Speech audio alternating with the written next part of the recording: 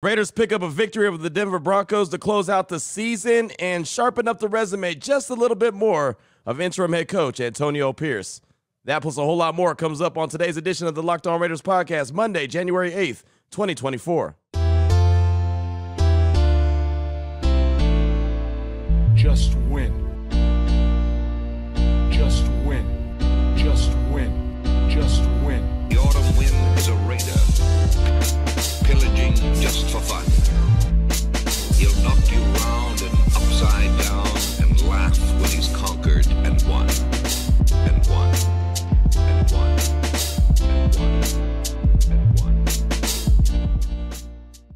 And welcome in, Raider Nation, to another edition of the Locked On Raiders podcast. Thank you so much for making the show your first listen of the day. Make sure you subscribe or follow for free on YouTube or wherever you get your podcast to get the latest edition of the show as soon as it becomes available. As always, if you're checking us out on YouTube, we definitely appreciate you. And if you're, just checking us out by way of regular podcasts, wherever you get the podcast from, Spotify, Apple, whatever the case may be, we appreciate that as well. My man Ari does a great job each and every day getting us up on YouTube. We thank him for that. And you can hit him up on Twitter if you want at Ari Produces. You can hit me up as well at your boy Q254. And we got the Locked On Raider podcast voicemail line at 707-654-4693. We got so much coming up on today's show. Today's one of those shows where it could just go on and on and on. And we all know that I've done shows that are super long and they're not supposed to be that long. But today's one of those days where it could happen. I'm not going to try to make that happen. But, man, I'll tell you, there's so many different avenues to go down, so many different things to talk about, including Raider Nation, who, closed out Allegiant Stadium on Sunday in a fantastic way. Raider Nation was representing, got to meet and greet with a lot of you, and I definitely appreciate that. So many people say, Q, first listen of the day, Q, first listen of the day, Q, first listen of the day. It was awesome. It really was. So thank you so much. It's great to meet you, and every time we get an opportunity to hang out and catch up, it's always well appreciated. Coming up in segment number 3 of today's show, we got like 15 or 16 guys that we talked to in the locker room, including Hall of Famers, right? Charles Woodson. Got an opportunity to catch up with Charles Woodson. You're going to hear from a couple of the Raiders, former and current players in the locker room coming up in segment number 3. Segment number 2, I just want to talk about the head coach. Not the interim head coach, but the head coach, Antonio Pierce. And that's because I believe he will be the next head coach of the Silver and Black, and I'll tell you why coming up in segment number 2. Here in segment number 1, I'd like to hit you with the news and notes, just tell you about the game, how it all shook out, just in case you weren't able to catch up with it. But we'll do that after I tell you about the title sponsor of today's show, which is FanDuel. Make every moment more. Right now, new customers get $150 in bonus bets with any winning $5 moneyline bet. That's $150 if your team wins. Visit FanDuel.com/lockedon today to get started. And really, it's crazy, man. The Raiders win 27-14 over the Broncos. That's their 8th win over the Denver Broncos. Matter of fact, the Las Vegas Raiders have never lost to the Denver Broncos. Think about that. They're 8-0 since moving to Las Vegas against the Denver Broncos. I was glad to see the Broncos lose. I was glad to see Sean Payton get that smug look off his face, right? And just, again, the team is a team that they dominate, so they might as well go ahead and continue to dominate them. So just a couple quick notes on the game. As the Raiders, Aiden O'Connell was 20 for 31, 244 yards, 2 touchdowns and no picks. I thought he did a really good job, especially a couple times he had to backpedal and get the ball off and made a couple nice passes, including a touchdown pass to Davante Adams that I thought he did a really good job with. Jacoby Myers, again, continued to be a really good player for the Raiders. 3 catches, 61 yards, 2 touchdowns. 1 touchdown was on the ground and another one was receiving. The one on the ground he was actually going to throw, and then he saw that the play wasn't there, and so he kind of went back and ran across the field and realized that there were some blockers there, and he worked his way into the end zone. He probably ran about 40 or 50 yards to pick up about 4 and the touchdown, but really good by Jacoby Myers. Again, a guy that really has been or was a really great player throughout the course of the year. Really good number 2 across from Davante Adams. Speaking of Davante Adams, he had 5 catches on the day, 46 yards and a touchdown. He went over 100 catches for the season, already went over 1,000 yards, and, of course, added another touchdown to the mix. And then Zamir White, filling in for Josh Jacobs, 25 carries, 112 yards on the day. And let me pause right there and tell you about Josh Jacobs. And again, there's so many different ways I can go on this podcast, and who knows if Josh Jacobs is ever going to wear a Raider jersey again. His contract is up. We didn't see him for the last 3 games, and, I doubt that the Raiders are going to want to spend big money. And I know I'm skipping ahead to the locker room already, but following the game, anyone who's listened to this podcast for a long time knows, even before the Raiders drafted Josh Jacobs, I was a Josh Jacobs fan, and I was pounding the table for the Raiders to go get him in 2019, and they did. And so they're celebrating in the locker room when we all get in there, the media gets in there, and we're walking around, and of course Josh didn't play, so he's not going to really be in the locker room doing a whole lot. But before a bunch of media members, went over and started talking to him and kind of caught up to him for a few minutes, Josh Jacobs actually came up to me and was like, hey, man, I don't know what's going to happen next. I just don't. I mean, you never know. But you've been A1 since day one. And you have no idea how dope that was, because me and Josh Jacobs go back, right? I mean, I interviewed him before he got drafted right there in Tennessee. I remember being there. I remember suggesting to him that the Raiders select him. Matter of fact, it was the same day that they announced that Marshawn Lynch was going to retire, and I told him about that, and he said, well, you never know how it's going to shake out. And so ever since that day in 2019, me and Josh Jacobs just have a really good relationship. But for him to go out of his way in the locker room and say, hey, man, I don't know what's going to happen, but you've been A1 since day one, man. I really do appreciate that, and dab me up and give me a hug and everything. I thought that was really cool. Obviously, he knows that could be the final time that he's in that Raider locker room as well. But, just to get the recognition from a guy like that, it just kind of tells you about him. And so I just want to make sure I pass that along, not to give myself props, but to give Josh Jacobs props, because he didn't have to say anything to me. He could have gone in there, got his stuff out of the locker room and bounced, but he didn't. And so just kind of, again, tells you about the guy who is Josh Jacobs. As far as the Raiders defense goes, 5 sacks on the day and a turnover. How awesome is that? Something that has been an emphasis all year long, something we talked about all the way back in training camp. And I put the number out there, 40 and 20. I wanted to see them get 40 sacks and 20 interceptions. Now, they didn't get 20 interceptions. They actually got 13 on the season, but they did get 22 takeaways. 46 sacks on the season and 22 takeaways. Not bad at all, which shows you that they can get it done, which also shows you that they could probably get a handful more of interceptions. There was a couple that happened on Sunday. One Jack Jones just knew he should have had. Another one that Amik almost had one off his hands. Matter of fact, I think Jack Jones had an opportunity at a couple of them. But Trayvon Merritt comes up with the interception late in the game. So the defense played really good ball. They were giving up 3rd and long, which was kind of weird because they hadn't really done that all season long. So they were giving up 3rd and long, but for the most part, did a great job. Max Crosby had a sack. Tyree Wilson had a sack. Malcolm Kuntz had a sack. Adam Butler and Isaiah Palomar all had sacks on the day, and Max Crosby ends the season with 14.5, 1 sack short of the single season record for the Silver and Black. So I'm sure that's something that he's going to pay attention to as well. How about no penalties? No penalties and no turnovers. So the Raiders finished with 0 penalties. The second game this season was 0 penalties. First time in franchise history, the Raiders have had 2 games with 0 penalties in a single season. But how about this? The 2023 Raiders are just the 7th team in the NFL since 1960 to have 2 games in a single season with 0 penalties.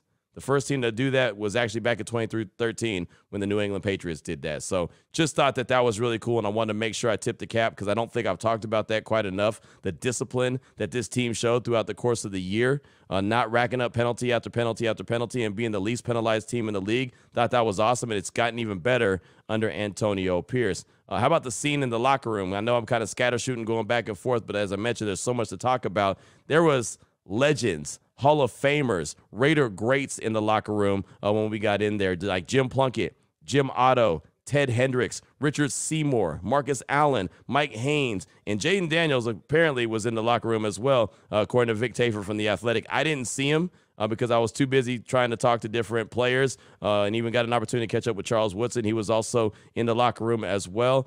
So I didn't see him. I just missed him, unfortunately. But, he is friends with Antonio Pierce. He shouted him out when he won the Heisman Trophy. And I hope that he's in that Raiders locker room sooner rather than later, right? And what I mean by that is I hope the Raiders draft him in round 1 in the upcoming draft. And just for S's and giggles, the Raiders do have the number 13 overall pick in the upcoming draft in April. We'll obviously deep dive in all that, but that's not for today's conversation. But, man, just a hell of a locker room once they won that game. A hell of a scene at the stadium with the fans chanting AP, AP, AP as he's leaving the field. I mean, that's just something that is amazing. The vibe, the energy that was in the building from the pregame show all the way through the course of the game was amazing. And it was a scene, and it was something that you get that Coliseum feel. And now I'm not saying it was the Coliseum, but you just get that family feel, that energy feel, that that Raider football feel, that Raider swag feel is what it was on Sunday at Allegiant Stadium. And that is a really great feeling, and that's something that Antonio Pierce has helped bring back to the Silver and Black. And so under his watch, from November 1st through the end of the season, the Raiders go 5-4, and they beat every team in the AFC West. I think that says something about Antonio Pierce. But we'll say something more about Antonio Pierce coming up in segment number 2. I'll tell you why he's not the interim head coach, but I believe he is the head coach. We'll do that coming up in segment number 2 of today's Locked On Raiders podcast. We'll do that right after I tell you about LinkedIn. At the start of the new year, every small business owner is asking themselves the same question. What's the one move I can make that'll take my business to the next level in 2024? LinkedIn Jobs know that your success all depends on the team you surround yourself with. That's why LinkedIn Jobs created the tools to help find the right professionals for your team faster and for free. And check it out. LinkedIn isn't just another job board. LinkedIn has a vast network of more than 1 billion, that's with a B, professionals, which makes it the best place to hire. Hiring is easy when you have that many quality candidates. So it's so easy, in fact, that 86% of small businesses get a qualified candidate within 24 hours. That is fast. It's why small businesses rank LinkedIn Jobs number 1 in delivering quality hires versus leading competitors. LinkedIn also knows that small businesses are wearing so many hats and might not have the time or the resources to hire. Thankfully, with LinkedIn, the process is quick and easy. I like to say quick, fast, and in a hurry, right? Right now, post your job for free at linkedin.com/LockedOnNFL. That's linkedin.com/LockedOnNFL to post your job for free. Terms and conditions apply. All right, Raider Nation, here we go. Segment number 2 of today's Locked On Raiders podcast. Just want to talk about head coach Antonio Pierce. And I do believe that he's going to be head coach Antonio Pierce, not interim head coach Antonio Pierce, but the full deal head coach, right? The full-time head coach, the permanent head coach, the guy moving forward. He is the right guy for the job. And this is not like I'm breaking some news. I've been talking about this for some weeks now here on the Locked On Raiders podcast or Raider Nation Radio 920 Unnecessary Roughness. Wherever you listen to me at, I've been talking about this for a few weeks. And first of all, it's not like me to just jump out and just go ahead and say, all right, this is the right move to make as early as it was for me in the process. But it didn't take long to see what this Raiders team was all about. It didn't take long for me to see what this head coach was about. You know, it didn't take long for the fan base to see what this head coach was all about. And I know the saying, you know, if you listen to the fans, you'll end up sitting with the fans. I get that, right? I know all the cute cliches. I know all the cute little catchphrases. Hell, I say half of them, right? And again, I always like to not rush to judgment. I always like to kind of take it slow and easy and, you know, just survey everything, think about everything, weigh all the sides of it. But I'm sorry, there's just really no weighing any sides of it. I understand that it's going to be a two-man race. I mean, let's call it what it is. Let's put the cards out on the table, right? It's real simple. It's going to be a two-man race. I've been saying it all weekend long. I said it all day on Sunday. Anybody from Raider Nation that I got to talk to, I said it to, and I'll say it again. And I'll say it all day on the radio as well this afternoon, right? It's a two-man race. It's going to come down to Antonio Pierce and Jim Harbaugh. I don't think anyone else is going to be, you know, in the running, like a finalist for the head coaching position. And I know that Mark Davis likes Jim Harbaugh, and you know what? I don't blame him. Jim Harbaugh's a really good coach. Jim Harbaugh has turned teams around. Jim Harbaugh has got them to the Super Bowl. Jim Harbaugh has Michigan in the national championship game, right? I get that. He's been there, done that. He's turned Stanford around. I mean, there's the resume speaks for itself. But with that being said, the resume of Antonio Pierce speaks for itself as well. And I know it's a much shorter resume, but I'm okay with that. I'm all right with that. And look, if they hire Antonio Pierce and it fails, then I'll be the first one to come out and say, all right, you know what? I was wrong. I was wrong, and maybe they should have gone with Harbaugh. But there's something about Antonio Pierce, the way that he leads, the way that he gets these guys to go want to play, the way that those guys played on Sunday in a game that didn't mean anything except for it was a final game of the year. It was against a division opponent, and it was at home. They all went out there and put it on the line, and they were out there balling to try to get Antonio Pierce that game. And then every single player that we talked to in the Raiders locker room, and we talked to a lot. You'll hear about it coming up in segment number 3. Every single one of them said, we're trying to get that win for AP. We want him to be our head coach. Jermaine Illuminor, I had a little one-on-one conversation with him, and he said, I wouldn't even be on this team if it wasn't for Antonio Pierce. He said, I guarantee that I wouldn't be here, right? And I'll get to that conversation as well. But, I mean, he said, walk around this locker room and ask if AP got the best out of you. I guarantee every single player in this locker room will say AP got the best out of him. And that, to me, is all I need to know. If a coach can get the best out of you, what else do you want? I'll wait.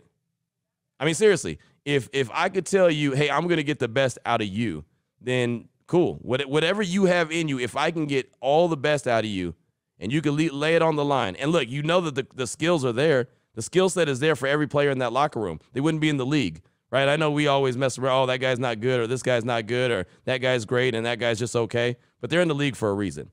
So if this guy, Antonio Pierce, can get the best out of each and every one of the players in that locker room, why wouldn't you want to go with him?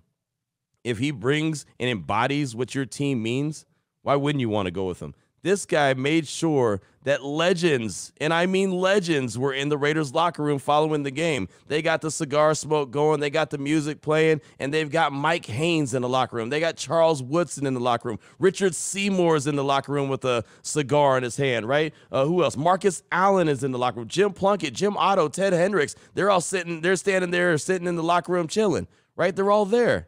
All these legends, and Antonio Pierce is the one who said it was important to have those guys there. And it's funny, and I didn't record this interview, but I sat there and I talked with Mike Haynes. He's a guy that, obviously a Hall of Famer, but he's a guy that I talk to all the time. I see him quite a bit, and every time I see him, I say, "Hey man, it's good to see you." And he says, "It's good to be seen." And so, and I joked and laughed with him because I say that anytime someone tells me that now. They say, "Hey, it's good to see you," and I'm like, "It's good to be seen." And I always say, "I got that from Mike Haynes." I mean, that's my Mike Haynes line. So I saw him in the locker room, and I just started talking to him, and I said, "Man, what do you think?" And he said, "This is awesome." He's like, I haven't been in here. I haven't been here before. Like I haven't been inside the locker room like this after a game and after see these guys celebrate and, being a part of it's important. And he said, this is what we used to do. This is what we used to do. Again, Hall of Fame Raider. We used to do stuff like this. We used to have the legends in the locker room with us, the greats that came before us in the locker room. And just to see them was like eye-opening. And he said, we haven't been around the team enough. We haven't been around the players enough. We haven't been able to, pick their brain or let them pick our brain. And, he said that there was a time where he used to actually be when there was a road trip, he'd be on the team plane. And he would be telling the rookies or some of the players, like, okay, you're going to Miami. This is what you need to watch out for. All right, this is what, don't let this overwhelm you, or don't worry about this. It's not really what it's cracked up to be. And, this is a part of the field you got to watch. Like he said, we used to be on the team planes with these guys, and we used to be able to, give them our knowledge and hand down some tips and let them know this, that, and the other. He said, we don't do that anymore. We got away from that. Antonio Pierce made sure that came back as well. Does that guarantee that you're going to win 10, 11 games and you're going to go to the playoffs? No, not at all. But it's just something. It just shows you how much he embraces who he is, which is a Raider, right? I mean, he talked to the media following the game. It was funny. I went into the locker room, was in the locker room for a very long time, thought that I already missed Antonio Pierce at the podium. So I get in the elevator, go back upstairs to the press box to get my backpack so I can get ready to get out of there. He's speaking with the media, and he spent a lot of time. And now, luckily, we get to talk to him again this morning. So I missed that session with AP, but I'm sure I'm going to talk to him today. And then they get to clean out their locker room, so we'll clean out their lockers. So we'll get an opportunity again to talk to a bunch of players in the locker room for the final time, and then it'll go into the offseason. But I mean, this guy is 5-4, 9 games. He went from being a linebacker coach to a head coach. As he said, his worst day was going to be November 1st. It was.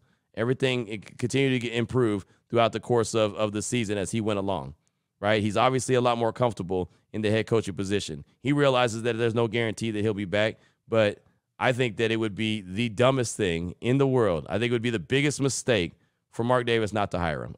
Now, look, I'm not saying don't go through the interview process. Don't talk to some people because, look, you still need offensive coordinator. You still need a guy with a sharp mind, I do believe.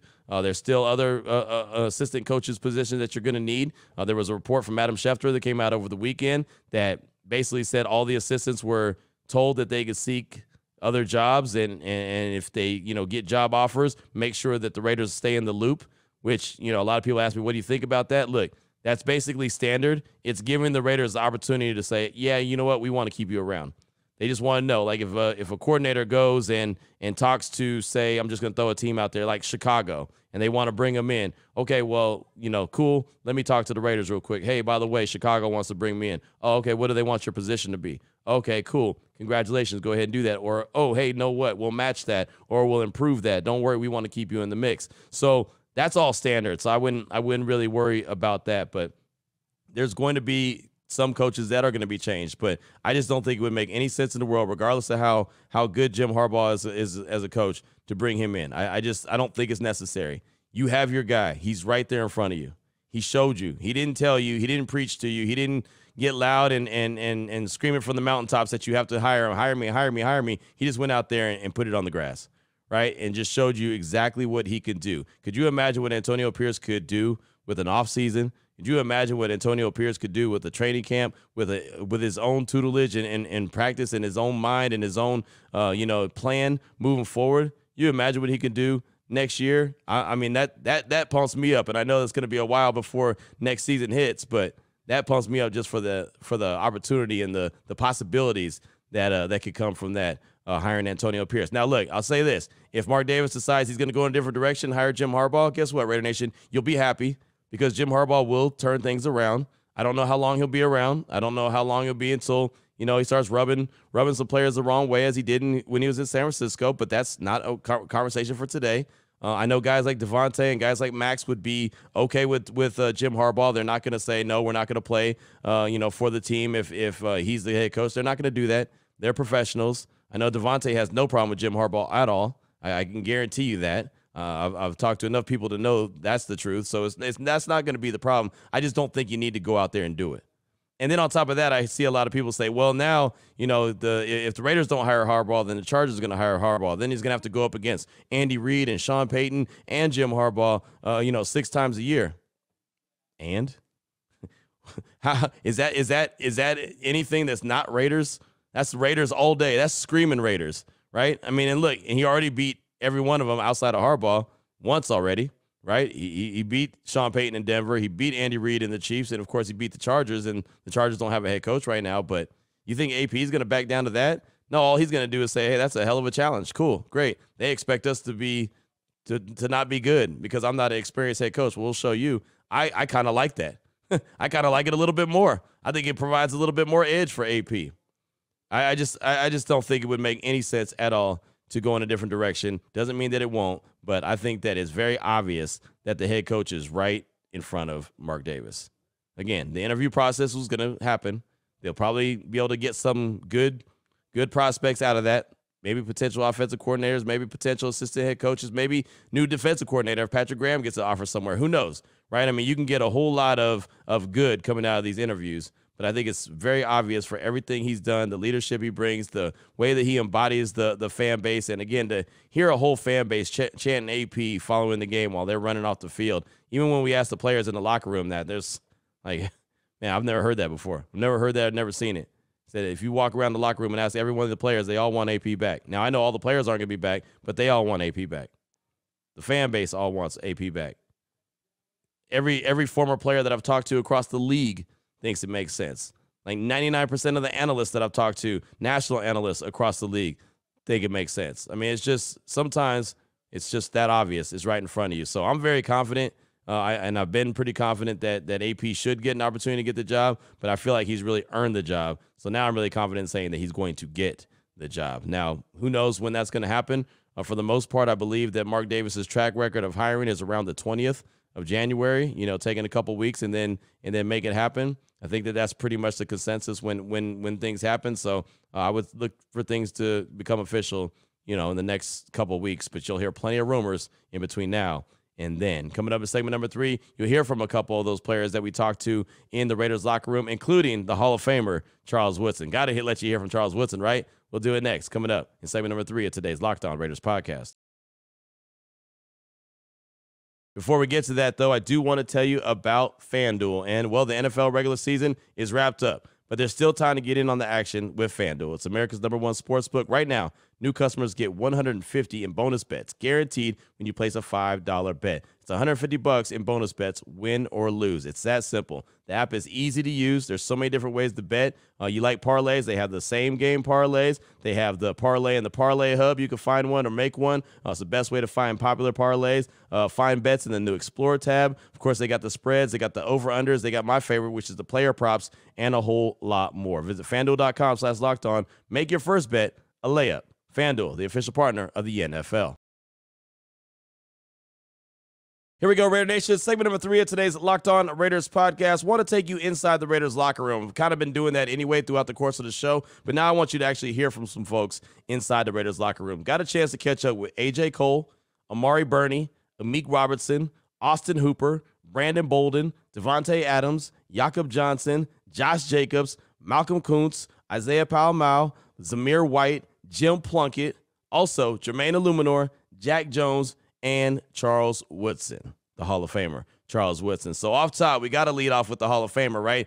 Still, this does not count. For anyone who's been listening to me for a long time knows I've still been trying to land the Charles Woodson interview. This does not count as the Charles Woodson interview. So this is not the feather in the cap yet. I'll get that at some point. I've had a chance to talk to him at Cliff Branch's Hall of Fame party that they had in Canton, Ohio. That was amazing. That didn't qualify, and this one didn't either, but it was a nice step. Having a couple seconds with Charles Woodson in the Raiders locker room following the victory over the Denver Broncos. Yeah, I think the mood is, for the players specifically, is that I know a lot of these guys. I've heard the interviews, spoken to a few guys. I know they like AP, and I know they like and love what he brought, to the team and to the organization. And I know they're fighting for him. I know a lot of guys want to see him come back here, and I think this was, kind of like a statement, type of game for him. Last week felt a little short. Would have gave us an opportunity to maybe get into the playoffs, but you didn't get it. But you're home. It's your last game. It's your last chance, maybe to show Mark, hey, this is the guy we want. And they went out there and took care of business today against Denver. So that's the mood right now. What do you think of that final impression, I guess, as the season wraps up? Yeah, for me, the impression started very early on. When he first took this thing over, like the impact was immediate and it was glaring, and you could see it. And it just continued on. His first two games, talk about playing two teams that I feel like you should beat, and he beat those teams. Next two games, you play against teams where nobody really gave you a shot. Miami, Kansas City. Had a shot to beat Miami. Turnovers kind of killed us. Kansas City, we out to a 14-0 start. Crumbled after that, but you saw something, and then just kind of finish the season out, finish it out this way. Go to Kansas City, win on the road, and then win this game at home against another division opponent. So he's done really good things in a short amount of time, and I really don't know what else he could do besides that, because he's here in the organization. Everybody's going to come with their resume, whoever he interviews. I don't think there's a better resume than what he did in short time here. So. What does it mean to get back to Raider football and having that Raider swag that AP has brought this team? Yeah, tough football, man. Tough football. He preaches it. The guys listen. They understand it, and they watch the game, man. They play with some attitude. That's what Raiders are all about. And I was just watching AP walk off the field after the game and saw him go over to the stands, and I don't know what he was saying, but it looked like Raiders to me. Right. You know what I mean? Right. So he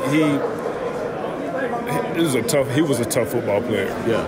He was on the championship team. He knows what it feels like.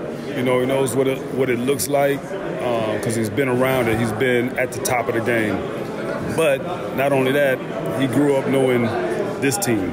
So he understands what we have always exuded as players in the organization, and he's trying to get back to the winning ways of the Raiders. And so, man, I like the way it feels too. As a Hall of Fame quarterback, what do you see from Jack Jones when you see him out there? Love it, man. Just a tenacious player, instinctive, great ball skills. I was just mentioning to somebody, the play he made where he had to come from this side. Understanding the way the other team is trying to attack you, understand where their pressure point is.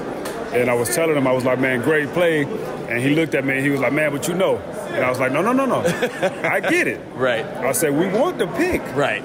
But I said, sometimes when you understand the play, you kind of bait it a little bit. And sometimes it puts you out of position, but he still made the play. Right. Next time we'll get the pick. But I get where he's coming from. Right. But that play just shows you a lot about him. He understands the game. Right. Because that's his play to make. Mm-hmm. Even though you got a corner on the other side and that guy's coming, you need that guy because the middle field safety's gone. Right. That's big time. So there was a few minutes with Charles Woodson right there, and he's just great to catch up with. And you hear him right there talking about Antonio Pierce. Again, going back to my segment number 2 conversation, right? Everything that he's brought to this table is all Raider-like. Not to mention, it's not like it's just, they're playing Raider football. They look like Raiders, sound like Raiders. They're also winning games, right? I know there was a couple that got away, But I mean, the team was 5-4 under Antonio Pierce. And if you get the Vikings win, and ifs and buts, I get all that. You know, I know that it, close is only matters in hand grenades and horseshoes, and this is neither. But I mean, look, they're a couple plays away from 7-2. They're 5-4 under AP, right? The Vikings game, definitely a game they should have won. That gives them another win. And then the Colts game. That should have been a win as well. I still believe that they were the better team than the Colts. They just, didn't find a way to get it done. I mean, literally the Raiders could have been 7-2 under Antonio Pierce's watch. And I mean, man, does it get any better than that? Not really, right? I mean, and he's got his team playing at such a high level and playing, just disciplined ball like we talked about as well. And again, you heard everything that Seawood had to say. And you heard, I asked him about Jack Jones, and he talked about, the fact that he didn't get that interception, but he made a hell of a play that would have been a touchdown for the Broncos, and he tipped the ball away, a nice pass breakup, and he was mad that he didn't get the interception. But you heard what Seawood said, hey, but you still made the play. Well, it's only right that, you hear the conversation that we had with Jack Jones in the locker room as well because, that play came up. Here it is. Here's our conversation in the Raiders locker room with Jack Jones. Talk about the play, deep middle. What did you see on that? I got to make that. It ain't no, on the real. I got to make that. I went up there before the ball even, hand the ball contact. I had in my head that I'm finna one-hand this before I even got there. So that I missed the opportunity for that. And, like I was telling Nate, I can't play with my food, man. I got to eat that. Charles, it's funny, we just talked to Charles Woodson, and he said that you guys talked about that play, and he said, but you made the play. You made the play. Even though you didn't get the pick, you'll get the pick next time. No, I didn't make that play. The Hall of Famer said you made the play. I'm not happy with that at all. I got to make that. I got to go the other way, man. Well, that's a big moment in the game. Yeah. It looks like they're gonna have a touchdown. Yeah. To break it up. I mean, you did make that part of the play at least. I mean, yeah. What did that play mean? I guess to your defense at that point. 11 dudes on the field. We all helping each other out. Try again. That's all we was thinking. Try again. That ain't it though. What did it mean to you guys to have a performance like this, especially the way last week went? You personally had the whole team. I mean, how good did it feel to have this one to sit with for the offseason? Man, it's a great feeling going into the offseason with a W, man. It would have been even better if the last couple games would have been W's, but the pieces fall how they fell, and we did what we were supposed to today and came out and handled business, and we got to attack the offseason and come back stronger next year. What did it feel like getting this W for AP? It's everything, man. I hope he get the job, man. I do. I hope God bless AP and give him the opportunity, even if it's, a one-year thing, just to try it out. I really hope AP get the job, man. I think he deserves it. I know you haven't been here the whole time that he's took over, but what does he mean? What has he meant to this locker room? Everything. I mean, you see it. It's night and day. I mean, I don't even have to put in words. I mean, from the fans to family members to the players in the locker room, we feel the difference. We know the difference. We can see the difference. It's speaking for itself. Right. What does it mean to have the Hall of Famers, Seawood in the locker room, Jim Plunkett in the locker room? Yeah. What is it to see the old-time Raiders in here? Oh, man, that's big time. That's big time, man. That's, you got to cherish those moments. You don't get guys like that all the time around, right. So, man, that's big time, man. So hats off to them guys. To hear chants about AP on the way up to the locker room, man. What are your thoughts on that? When it was like AP, man, that melted my heart, man. That was love, man. It was like, damn, man, just give them the opportunity, man. That's all we want, man. Just for them to have an opportunity, and we can go from there. I know you've only been here a short period of time, but do you feel like you found a home? Oh yeah, for sure. I plan from today. Plan to be here the rest of my life, man. What do you like about Las Vegas? Just the city overall. It's a good city. I mean, I'm from the West Coast, so it's going out to the East Coast at first it was different. Coming out here, this shit home, man. It's me right here. I feel like this is what I do. What does it feel like? You just said that you're gonna be here the rest of your life. This place touched your heart. Yeah, for sure, absolutely. I mean, the place, the players, the coaches. The whole nine, man, everything, it means something to me. It's not just another team that I'm playing for. This is a family that we built. How have you felt the fans embrace you as well? I love the fans, man. I be checking out some of the comments on Twitter.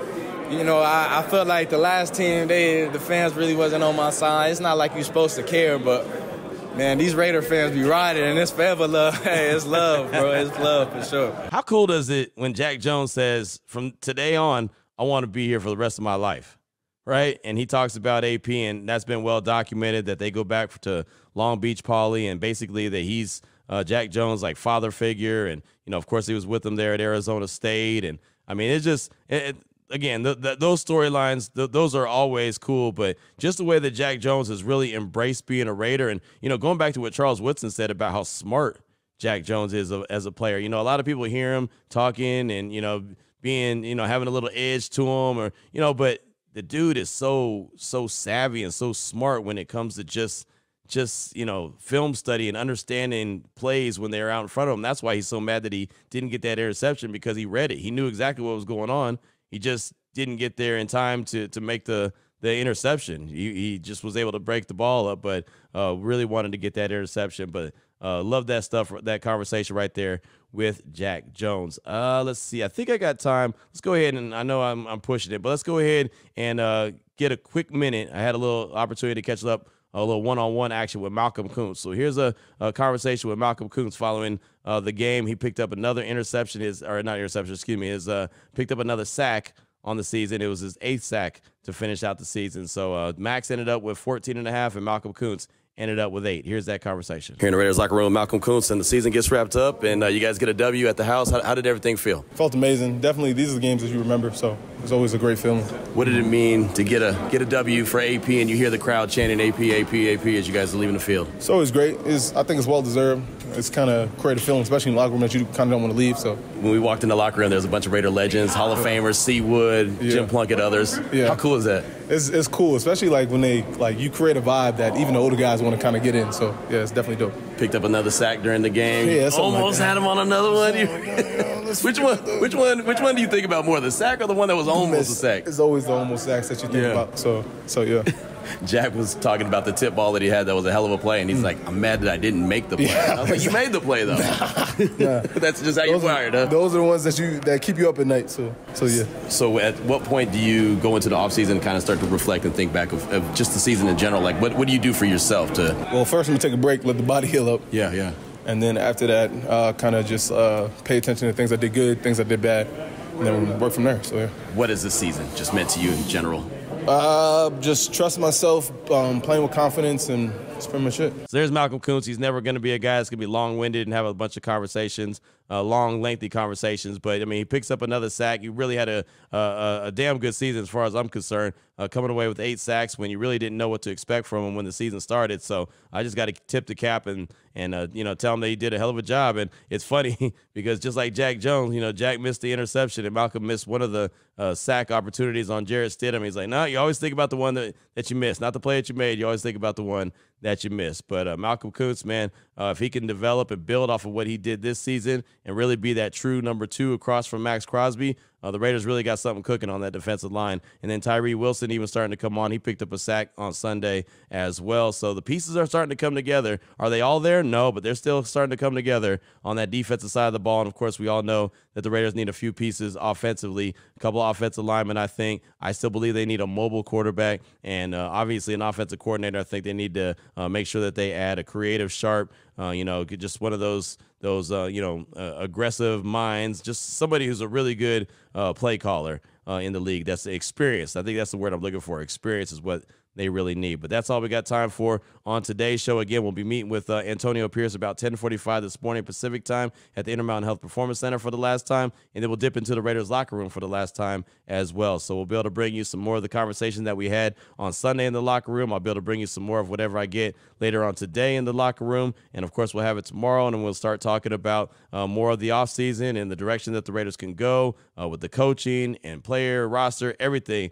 There's a lot to do this offseason, and so it will not be any dull moments here on the Locked On Raiders podcast. So until tomorrow, Raider Nation, take care of yourself, take care of your family, love on your family, and most importantly, as always, just win, baby.